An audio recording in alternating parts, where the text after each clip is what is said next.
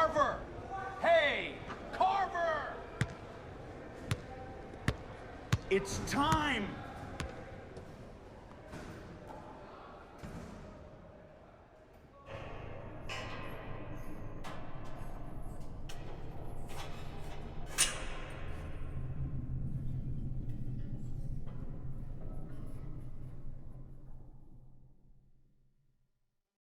I pace too much and overthink.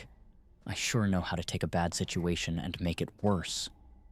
My new cellmate is having trouble adjusting. This guy is crazy. I used to have tattoos all over. Batshit cuckoo. Before I got murdered by my ex-wife and they all went away. It'd almost be funny if we weren't stuck in the same room together. Before she killed me, I had them on my arms and legs all over me. Do you think I woke up in another body? Oh, God, look out. I have to piss. James has to piss again, and again, and again. You know when you go downtown and it has the overwhelming stench of urine? He's the reason why. Day room. And we are off to the races. This is how it's been since they came and got me. Booked, processed, suicide You're watch. too ugly to be looking at this early in the morning. Then cell block 4C. They call me an other because I'm from another universe, over 60 million miles away. My planet was destroyed by an angry god. TV comes on. A sitcom about an unfunny cop sitting at home cracking jokes with his unfunny wife. It doesn't matter, they're going to change it halfway through anyways. I make it around the day room over 40 times before the trustees arrive with the food cart. There are 73 of us in here right now. The last of a dead planet. Refugees, taken in by the Earthlings. Our ship was discovered floating within their orbit after the warp drives exploded. After lunch, the hydraulic locks release to let us know it's time to get back to our houses. Back to writing. You have to keep your mind occupied in a place like this. Although I'm from an entirely different species, from an entirely different world, I have fallen in love with the culture of the Earthlings.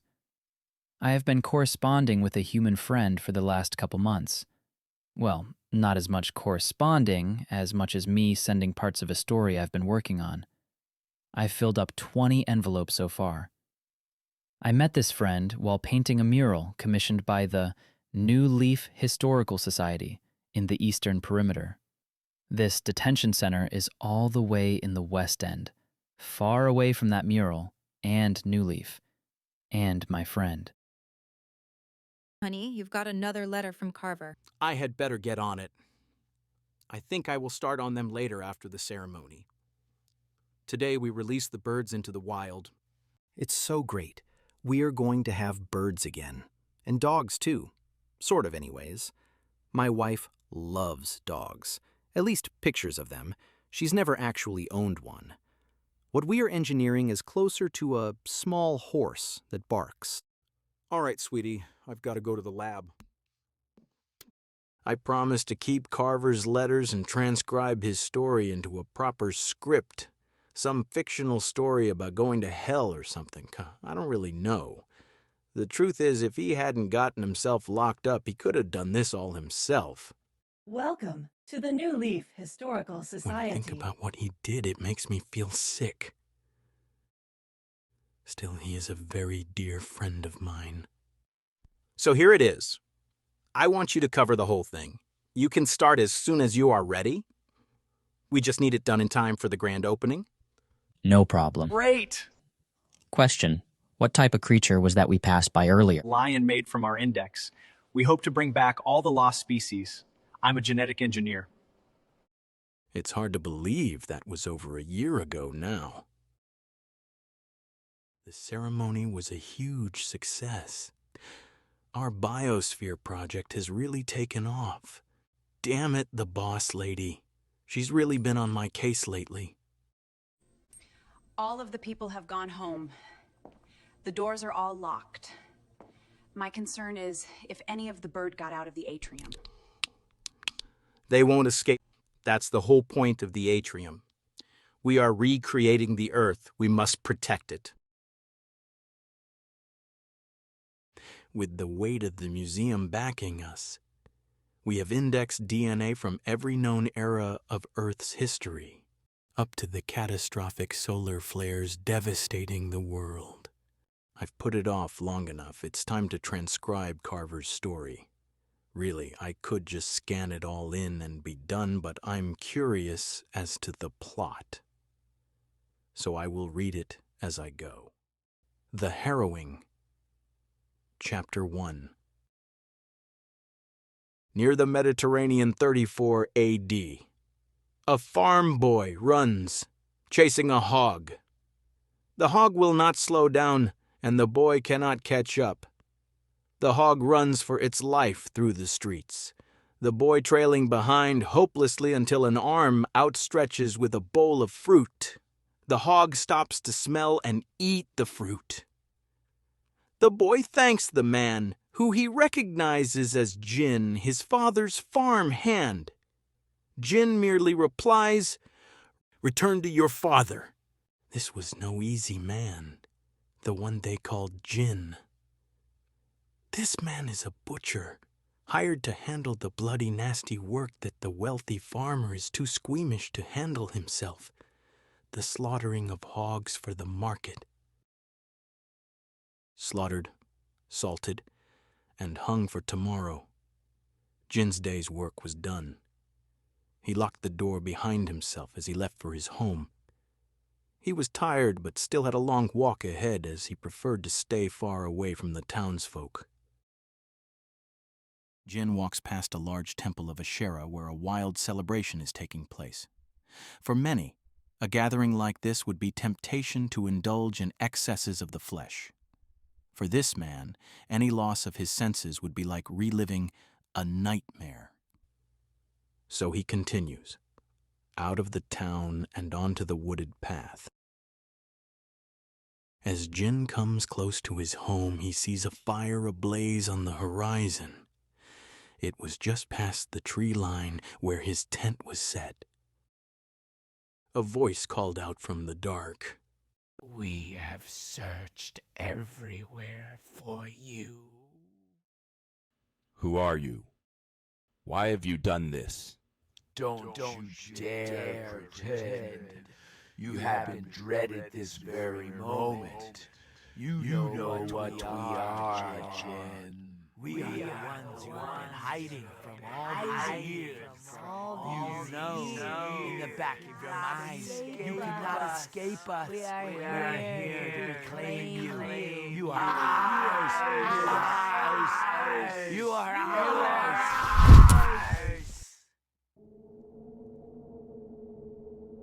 Waking like this confounds the butcher.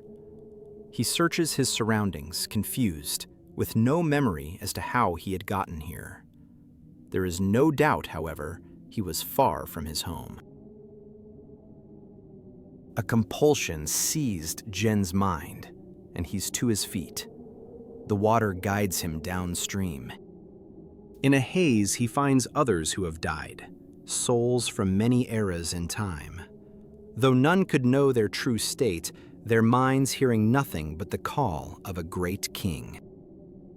But for a moment, Jin fights this compulsion. He recognizes the behavior is not his own, and he tries to resist. But in the end, none here shall escape judgment. None here shall defy King Minos. The conglomeration of the damned, still lost in a stupor, unaware of what is about to happen to them. One by one, they wait to be called forth. Ushered deeper into the cavernous depths by an evil and inescapable mind control. Only once in the presence of the god King Minos is the grip released, and cognizance once again returns to the horrified soul. The eyes of judgment sear through the soul, bearing witness to all doings in their lifetime. All sins lay bare and exposed. The soul is weighed exactly. As the soul too witnesses the reiteration of their petty deeds, a place in hell is made. Nothing can be said. With a mere thought, the God King sends the guilty soul away, vanishing in a cloud of sulfuric smoke to be enslaved forever. Jin was no different than the rest. The time has come to face the judge.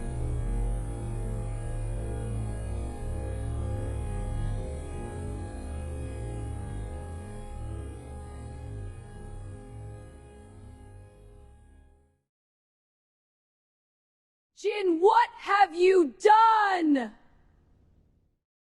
She never understood. The things he did for her.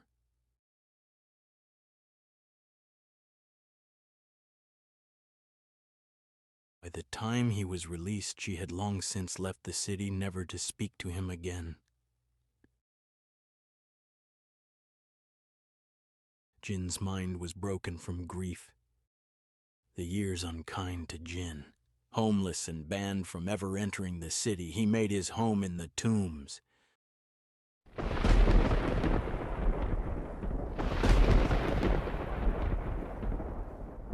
Is that you? Could it be? Who are you? Who speaks? Come now. Don't you recognize the sound of your father's voice? Father? We have some time now to talk. Tell me what troubles you so. Father, I'm so alone. How alone? Don't you know I am with you everywhere? If I could promise you to never leave you alone again, would you accept me? Yes. Years go by. The people in the city learn to avoid the tombs. That is where Jin lives. The people say Jin's mind is infested with devils. No man could tame him, and all fetters and shackles were broken by him. One day a stranger came. Jin crawls to him. His voice begs the stranger not to send them back to the dry place, begging not to go back to hell.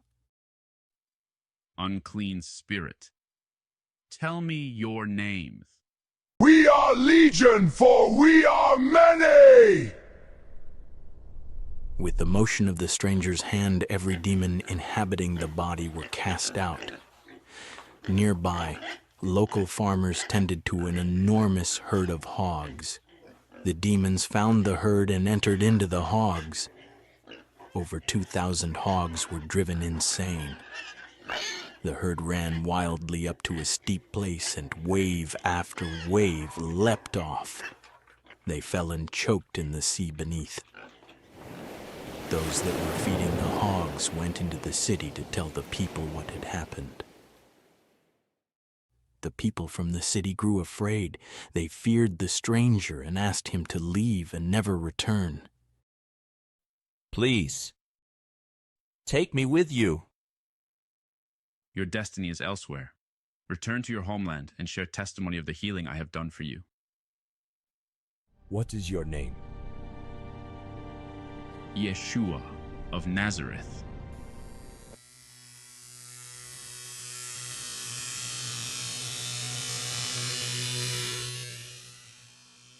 And just like that, it was done. His fate had been decided. The judge extends his palm to Jin. Fearfully and unsure, Jin willfully climbs in the God King's hand.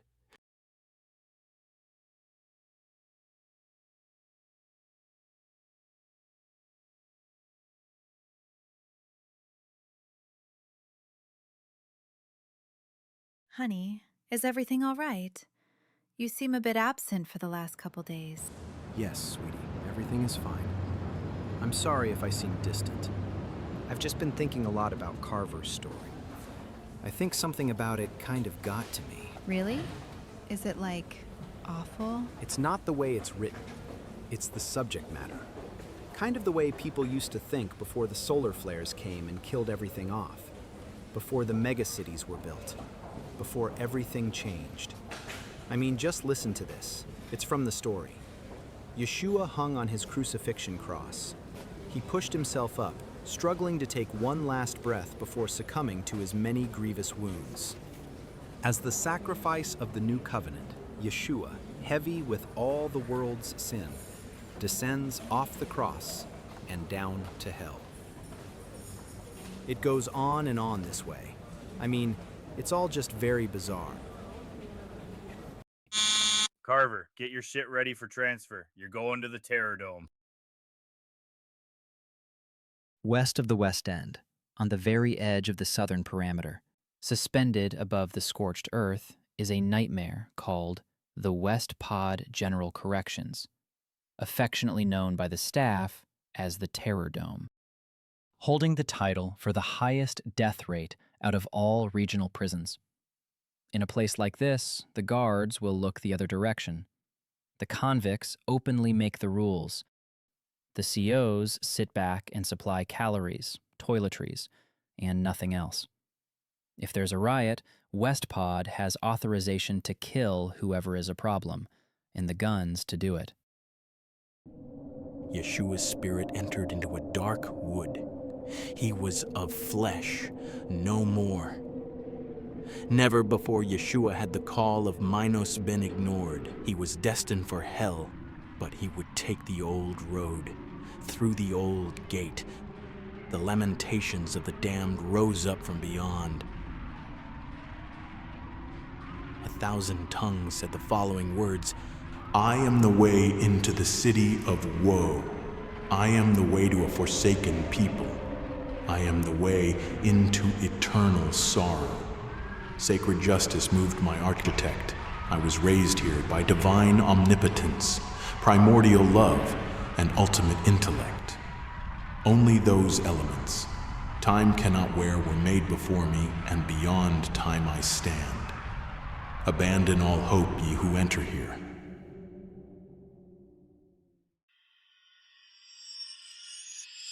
The Son of God in my house.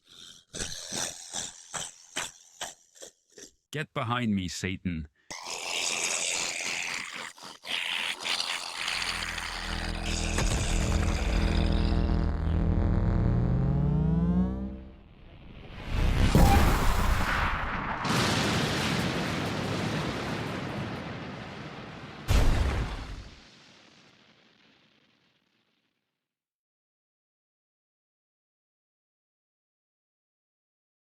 Beyond the old gate lays anti-hell. The outer brim, a flat, dank land covered in maggots and worms.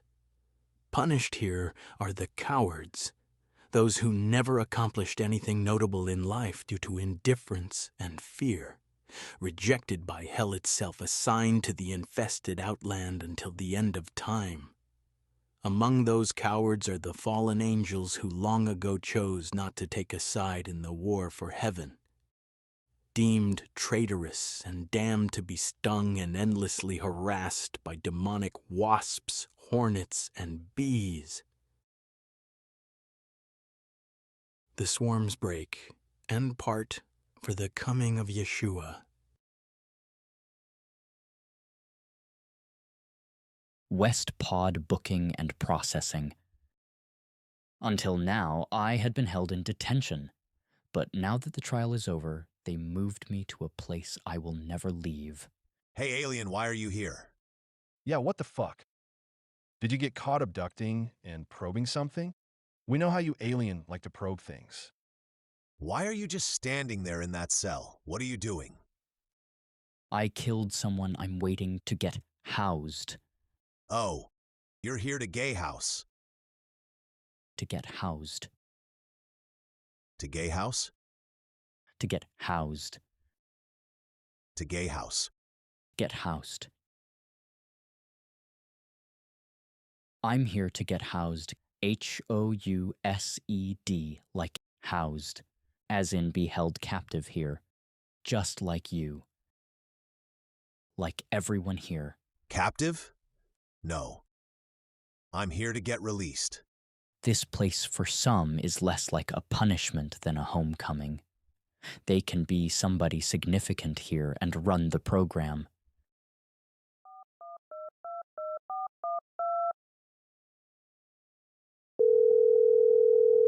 This call is being recorded.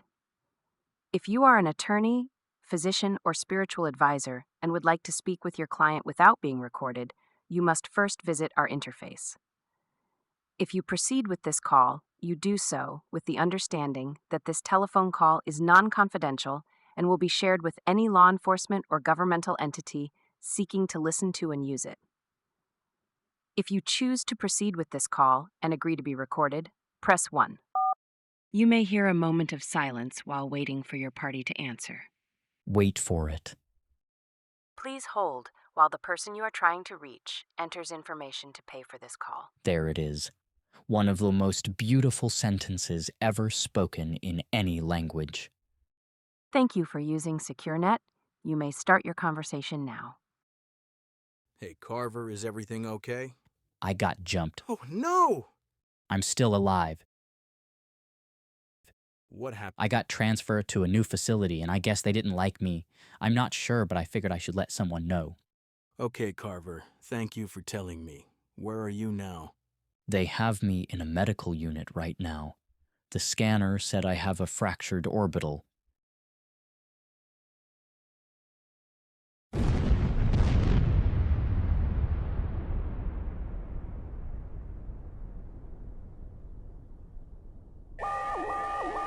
I can't believe what I just witnessed. The warp drive just exploded out of nowhere. I was running to the bridge from engineering when I saw the captain and his brass getting in an escape shuttle. They took off and left the ship and crew behind. Calm down. Calm down? Can't you see? We are abandoned. We're all just going to float around in dead space. Until we die. But we are having a baby. What's going to happen? It has been confirmed aliens are real and they are here. For more, we go to Work, who is live with the head of world security, Dig Kurt. First, I'd like to welcome you, Mr. Kurt, and thank you for taking the time to talk with us this morning. It's no bother. The world needs to hear this because it's going to affect us all. With all the alarm bells going off everywhere, can you describe for the people at home just what it is the sensors are picking up? No, this is more than just sensors. We have telescopic visual contact, and we now have readings of several thousand life forms on board. Thousands of confirmed life forms on a spacecraft within Earth's orbit. What does this mean for Earth and its inhabitants? We, as humans, must understand this spacecraft is completely disabled. It has drifted to its location over years. We have absolutely no idea what kind of life forms to expect outside of. They are bipedal and are technologically advanced. I believe this may become a rescue mission. As humans, we have a calling to preserve life and help those in need, even aliens. Just as the last of the rations were spent and exhausted, the humans came and docked with our ship. They transported us to Earth. We were processed. The children were separated from the adults. A government facility became our new home for the next Earth year until we were released into social programs. Many of the children were reunited with their parents, but mine never came to claim me. Instead, I was adopted by a nice woman. She was very good to me, and I was enrolled into a school with human children. It was many years before I received the first letter from my birth parents. It said they still loved me and that everything happens for a reason. Things work out for the best. Most of my memories of those times are held together by photographs of Christmas days and birthday parties. I've looked into it and this never happened. It's inaccurate. The wise men never showed up to the manger. The wise men showed up to their house when he was already about 2, and his name wasn't even Jesus. It was Yeshua. Carver, the Bible isn't a history or science book. You must have faith to believe. I began making art to show my appreciation for movies and comic books. Later, it became fine art and mythology. I got a degree from an art institute in the East Pod. We are so proud of you. Like they had anything to do with it. The degree helped me learn to paint, but not to find work. I ended up cooking in restaurants, working my way sideways down the line and bouncing from place to place. Women came and went. The party ensued. I floundered my way into my 30s. But I sold many paintings along the way. That's when I met the doctor and painted the mural at New Leaf. All souls go to hell, the good with the bad. This is the afterlife without salvation. Limbo. Hell's first circle. Most here lived a theological middle ground, not worthy of hell's punishment, not guilty of major sins, some even righteous in their lifetime. Yet, without salvation, all souls have been tainted by original sin and cannot enter heaven, so here they wait. For God so loved the world that he gave his one and only Son, that whoever believes in him shall not perish but have eternal life.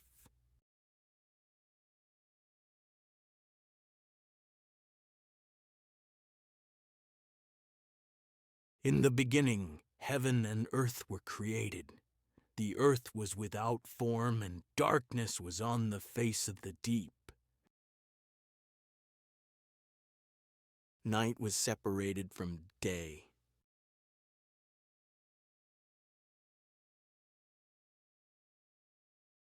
A firmament in the midst formed of the waters, and divided the waters from the waters.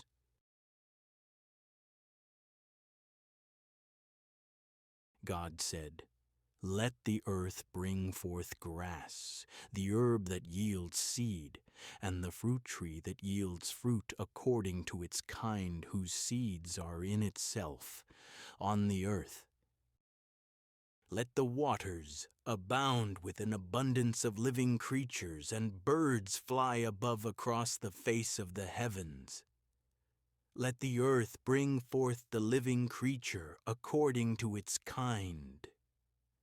Cattle, creeping thing, and beast of the earth, each according to its kind. Let us make man in our likeness. Let them have dominion over the fish of the sea, birds in the air, and over cattle, over all the earth, and every creeping thing that creeps on the earth." God told man, "Stop. Do not eat the fruit of this tree. If you eat the fruit of this tree of knowledge, you will surely die." The man hurried to the woman to tell her what God's voice had said. "Do not eat the fruit from the tree of knowledge, or they would die." Meanwhile, in the absence of God, a proud seraphim angel called Lucifer fell in love with his own image. He decided he should be the one to rule heaven, and convinced many angels to follow him in a rebellion against God. Just when the angel called Lucifer believed the battle was won, God returned to heaven, angry. In the end, 1/3 of heaven's angels were expelled with Lucifer. They crashed like a driven bolt to the molten center of earth, where they were transformed and twisted into grotesque demons. Lucifer was given 3 faces to show his mockery of the Holy Trinity. At the earth's core, Lucifer channeled what power he had left. He raised his arms, commanding the molten lava to recede and reveal the rock bottom of hell. those most loyal to Lucifer awaited a command. Start digging. A tunnel was made connecting hell to the cradle of humanity. Lucifer entered the sacred garden. There he met with the serpent, and a wicked deal was made.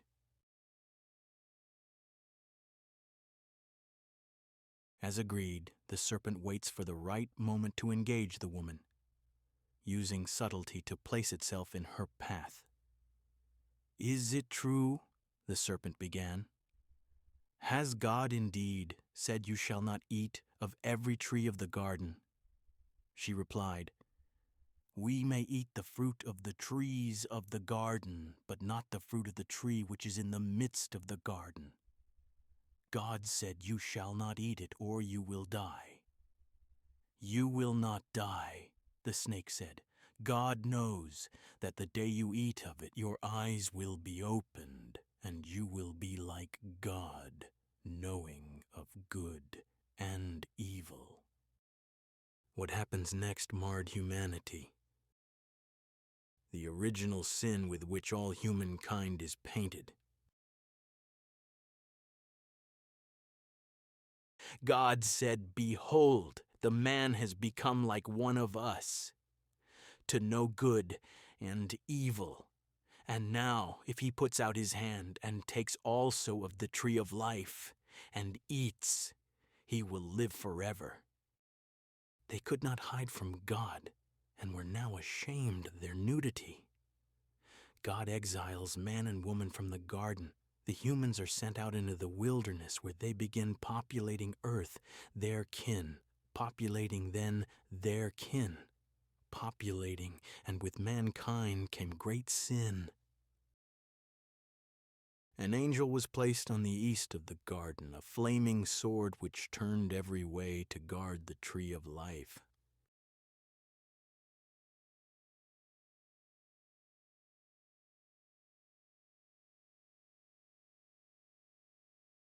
Yeshua extends his healing hand to the mother and father of humanity and invites them to join his holy procession. Salvation has come. This is the new covenant and the reason Christ came to earth. Yeshua came to claim the keys of hell so that man and woman can be saved. Though 1 million souls now follow Yeshua, not all those in limbo answer the calling. Among those who do are jinn. He ambles with an optimism he had never felt in life, for he was dead, but this was not death. The saved souls follow Yeshua through 7 gates that can only be passed by God's favor, through 7 walls that stretch high. Between each wall are philosophers who thought themselves wise. Each new space lowered and closer to hell's core, each gate leading to greater philosophical wisdom, though only a few here joined the caravan of souls. These men and women speak of things jinn does not comprehend in languages jinn cannot understand. They marvel as they pass. Through the citadel, down through the threshold they go, exiting limbo. The road widens, going leftward and down along the outside wall that encircles all of hell. Each full rotation stretches vast lengths of chiseled earth. The road was not intended for man or woman to travel. This is a road made for demons. There are souls in the wind. A flesh storm is the second circle, the lustful. Many souls are on the winds carried past, then pulled suddenly into the cyclones. Their screams are worse than anything jinn has ever heard, the currents crashing the countless souls together, tearing them and tattering them before carrying the terrified souls past again. Each soul struggle for control with no avail. Jinn cannot help but to shudder. The sound of their screams cannot be drowned out anywhere in hell, coming and going with every gust of wind. Down and left, the demon road continues, always down and left. To the third circle of hell. The bloated who ate and drank too much in life rise and fall above their own waist within the melted black waters. Hail batters the corpulent souls. They churn and regurgitate, changing form, crushing and crushed by their own weight. The smell and the sight of it is sickening. None in hell wore their sins of excess in life as evidentially as the gluttonous. The souls round the position, though it takes much time. They continue to descend. Step aside, Plutus. Carver! You will get no trouble from me. Carver! I need you to focus. Can you tell me about your crimes? What drove you to do the things you did? The prison psychiatrist, a brave woman who deals with violent offenders.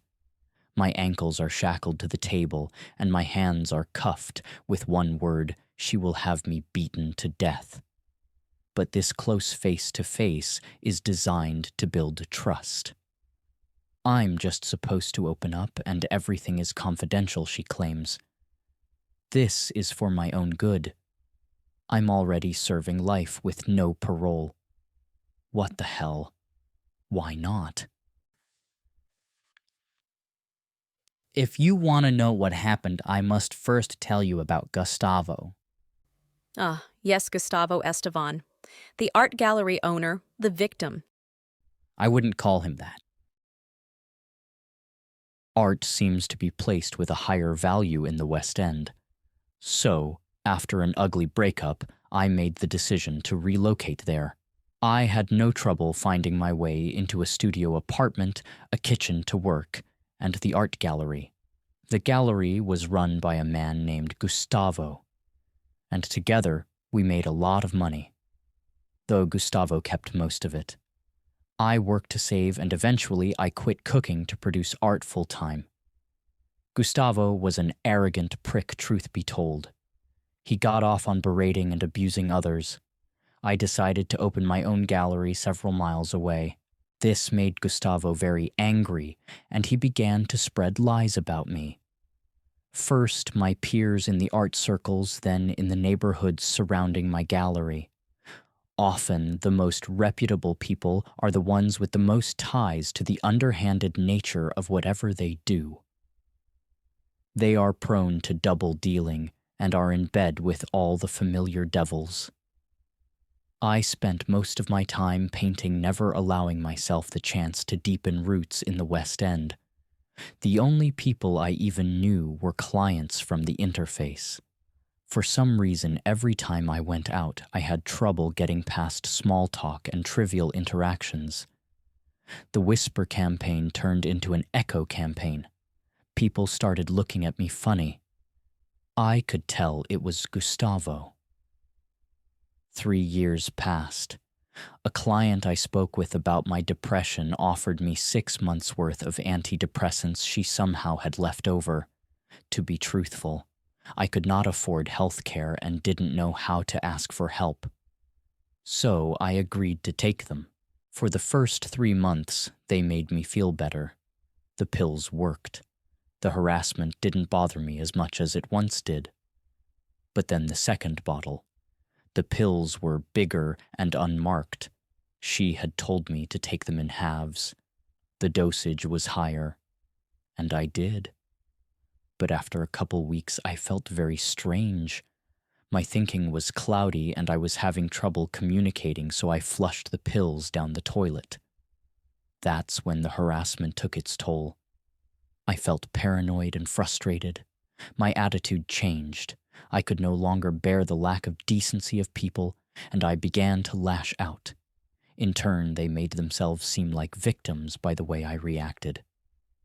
The police rewrote history siding with the counter-accusers. I had had enough. This was all Gustavo's fault.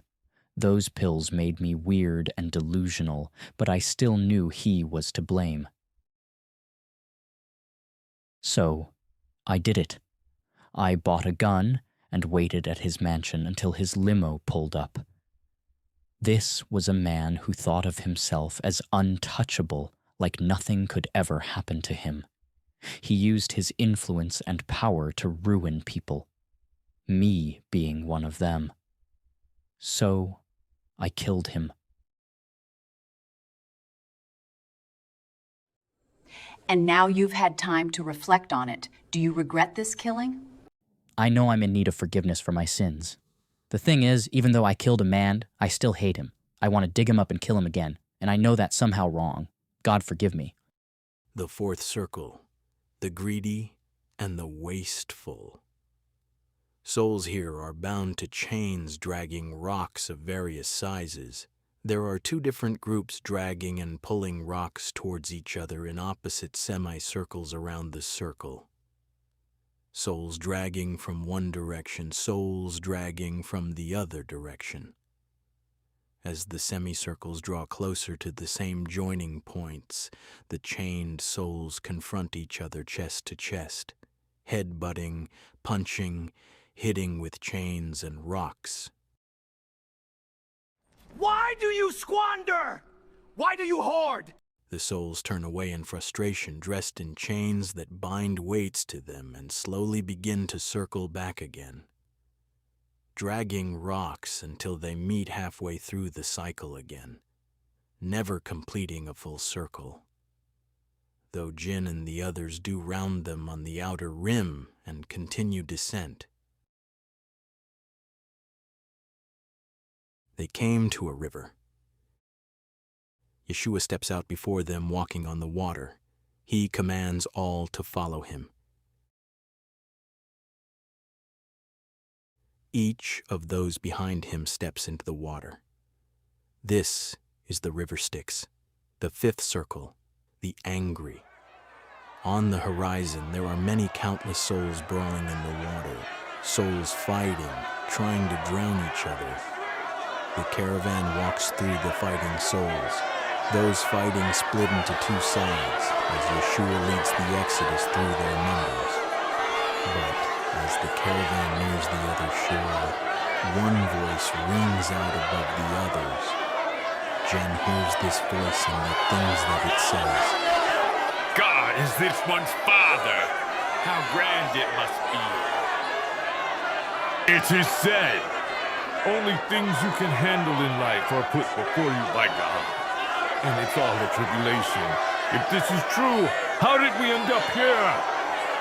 We were nothing in life, nothing but bastards, ruled by fools who wanted nothing but dominance over all of the earth. And where were you? Where were you? Just beyond the river Styx lies a city built for demons, the city of Dis. This is the political epicenter of hell.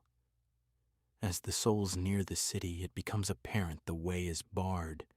The gate is closed. They are not given passage. The caravan of souls stand, waiting to see what Yeshua will do. And given enough time, enough demons recognize Yeshua as the Son of God. The demons begin to flee rather than face the consequences of going against God once again. The gate is opened, the city abandoned. The souls advance, entering the city through the gate. This is the way through, downward and left toward the center of hell. Yeshua and his followers traverse the main road through the demon capital city. Heretics burn with their sects in open mausoleums. Hi, honey, sorry to interrupt. I know you're busy, but I brought you some sushi for lunch. Oh, sweetie, you're so thoughtful. I'm just doing Carver's story. Really? Do you mind if I look it over? You really want to? I mean, yeah, Sure, go ahead. Yeshua and his followers traverse the main road through the demon capital city. Heretics burn with their sects in open mausoleums. The souls travel the road unopposed. Wait, why are they unopposed? Why isn't the devil trying to stop their escape? Oh, he tried. Yeshua defeated him with one punch. I think all the demons are just afraid of his power. That's why they're unopposed. No one wants to mess with Yeshua. The seventh circle of hell is divided into 3 parts. The first is for those who are violent to others. Oh, so this is where Carver's gonna spend eternity, huh? I mean, he is a killer, right? Are you sure you still want to be friends with him after what he did? I know. It's horrible, sweetie. I don't condone what he did. You know that. Let's just keep reading the story. I'd like to see where this is all going. I mean it, honey. You really need to think about this relationship and if it's something you want to keep going.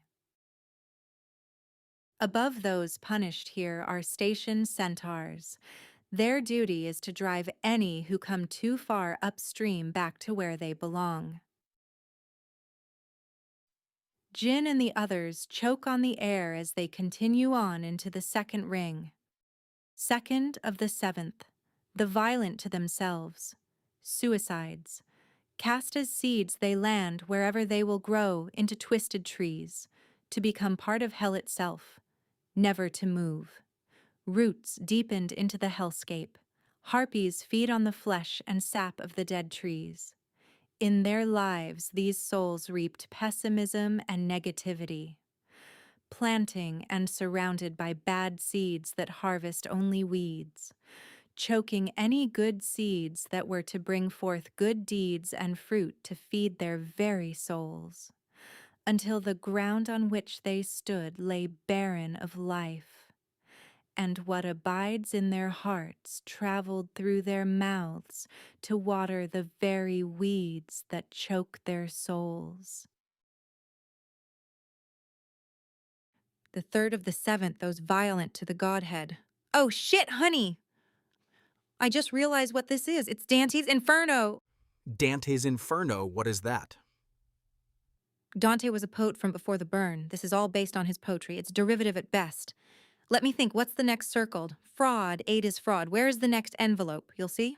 There's only one more left. I haven't received any more after this one. It was literally just one piece of paper with 2 words that Lucifer awakes. That's kind of creepy.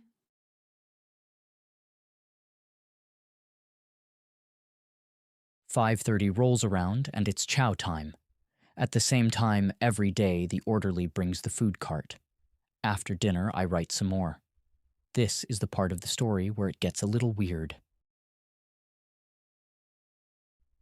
6:30, the med cart comes. The cart is self-administering. The prison nurse merely supervises to make sure all the doses are correct. It's been several months since I started taking the pills the psychiatrist prescribed. At first, I did not trust them, but given this time, I'm realizing a lot of what I went through happened mostly in my head. I want to call my mother and tell her I'm sorry I threw my life away. I'm sorry I killed Gustavo, the prick he was. But she won't talk to me. 7:30 lights out. Well, it's 10:30 now. The museum closes in 30 minutes. I had better go get all the guests out and help lock up. I'm afraid that won't be possible. The government has issued a shelter-in-place warning. They said absolutely no one should leave where they currently are. Why? What's going on? Something really big. It's a total lockdown. The security scanner is reading 54 guests are still in the museum. We can't let them just stay here. The signal said this is a life-threatening incident and not to go anywhere. I'm afraid we can't let them leave. This is a liability issue, damn it, a moral issue. We can't let these people die. Agreed.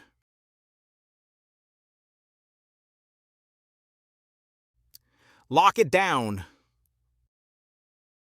4 a.m.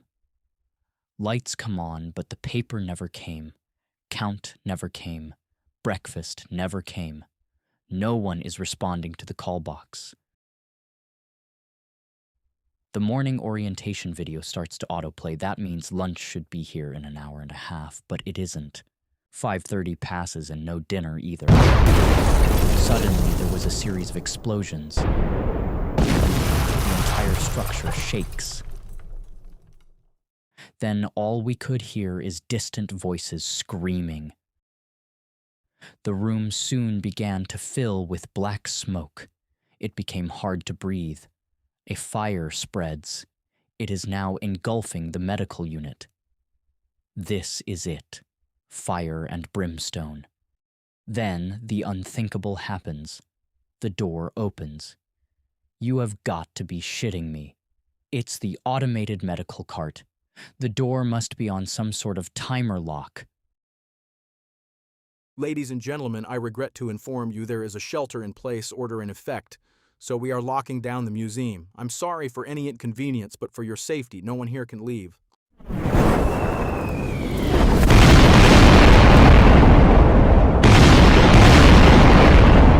Oh my god, what do we do? That was really, really close. I don't know. The hell with this! I'm going home to my wife and kids! One of the associates runs for the exit. We let him go. He made his choice. The meteorites continued to pummel the perimeter. Everyone is panicking, but no one else tries to leave the atrium. Whatever's going on, I just hope that we all survive this, and I hope he makes it home to his family safe. At the end of the corridor, something had ripped through the facility, revealing a restricted access entry point. The access entry point is for staff members and contractors only. But now the rebar-enforced walls have fallen. First, we try to go up, but there's a blast and that's no longer an option, so we go down. I'm not sure just what the hell is going on right now, or what lays beneath. Whatever may come must be better than this place. Right now, all I can think about is self-preservation. The guards abandoned us. I could be burning in a cell, but instead I'm taking action to live. God has given me a second chance. And though I may live out the rest of my life below, on the scorched earth tracked and hunted by bounty hunters, I refuse to waste this gift. Come what will. I'm ready. The media said the devastation was caused by an unobserved meteor shower that blindsided us. A lot of damage is being reported all over the world. Lots of deaths. Later, the next evening after the government terminated the lockdown order and all the people had left the museum, my wife is exhausted, so I let her sleep in my office. I begin to wander deep into my thoughts while I meander along the trails in the atrium. I must have not been paying attention because soon I became unaware of my whereabouts, which seems impossible since I know every inch of this place. I found myself off the trail and in an unfamiliar section of the garden. Something felt strange. Something was off. That's when I see it, a lake. I never authorized a lake. Wow, what kind of tree is that? Beware, human. Do not come this way. Do not touch or eat of the fruit of this tree. Take what I have given you and go now. What you've given me? I couldn't believe it. I was holding one of Carver's manila envelopes. I turned and I ran. Soon I find a landmark and I catch my bearings. I read the final writing before I wake my wife and we return to our home. You must have faith. The 8th circle of hell, fraud. Yeshua said there was no time for the demon road. They must jump. And with no hesitation, the souls follow him and jump into the mouth of Malabolge. Jinn among them. they bypass the 8 hives of the fraudulent by falling an extraordinary height. Meanwhile, Lucifer approaches nearby as he scours the land in search of the escaping caravan. He knows exactly where they are headed, too. The tunnel out of hell at the center of it all. This is the only way out. Lucifer anticipates facing Yeshua again, while Yeshua leads the way up the tunnel as the polarity shifts. He helps each soul out of the cavernous depths and onto the face of the earth. Lucifer draws near as he attempts to close quarters. Yeshua raises his hands and the land in the garden we are in cracks and comes apart. Masses of land tear free and levitate up, while the water of the nearby lake poured into the hole where the elevated land used to be.